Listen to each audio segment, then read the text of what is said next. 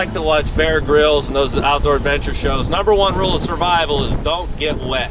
Now, they're wet in January.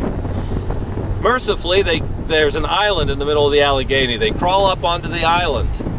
They crawl up onto the island, and there they have nothing to make a fire with. Everything is wet. How are they going to survive? They're probably not going to survive. I think Washington went to sleep that night thinking he's never going to awaken again.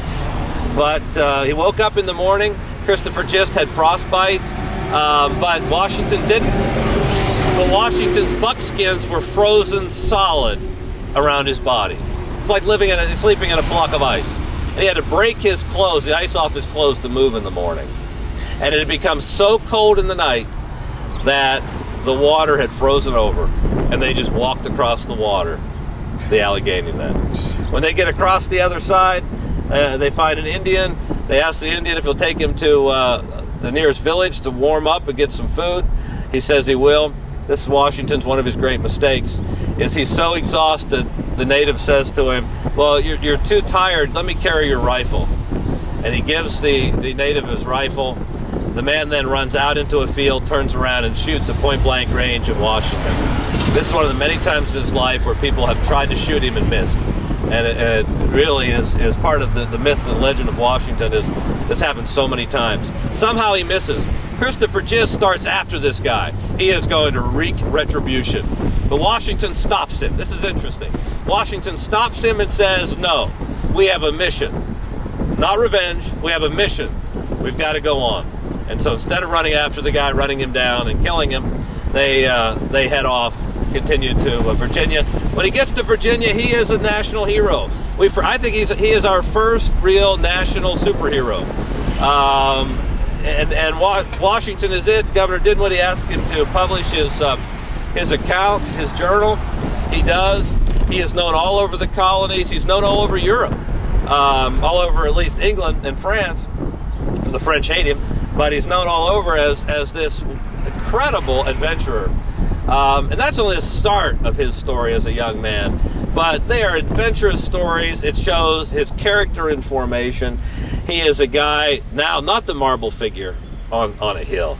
He is that adventurous, ambitious, wonderful young man that's full of himself and gets tamed. And that story is the story of how he moved from that young, brash young man to the mature leader he was, is a story that I think needs to be told, and I think is probably the model for lots of our young leaders out there to follow.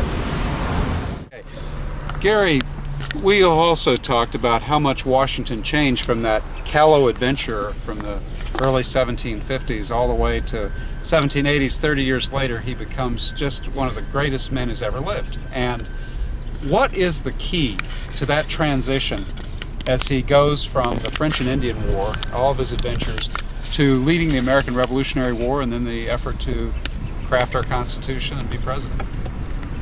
Well, I think it's a great question, Gleaves. I think it's a story that needs to be told and needs to be thought about very seriously. And I'm not sure I have all the answers to it. I've been through some of the diaries as a young man, and I've been through his letters, and looking at the scope of his life. And there are clear moments. For instance, I think Washington is really full of himself as a young man, and he needs knocked around a little bit.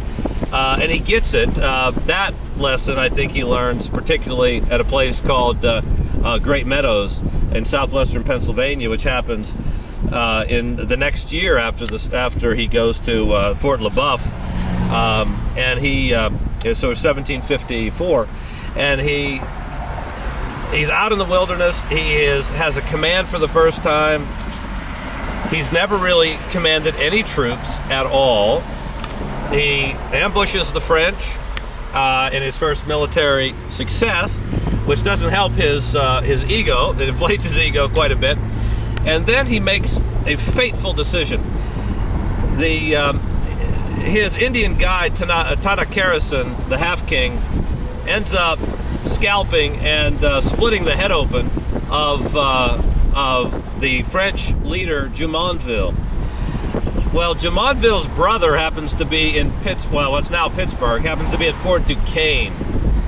Jumonville's brother, two French escaped the ambush that starts the French and Indian War, and they get back to to Fort Duquesne, and of course Jumonville's brother is not happy to hear his brother has just been ambushed and his head split open by Tanner Harrison under the command of George Washington, this guy that nobody of course knew.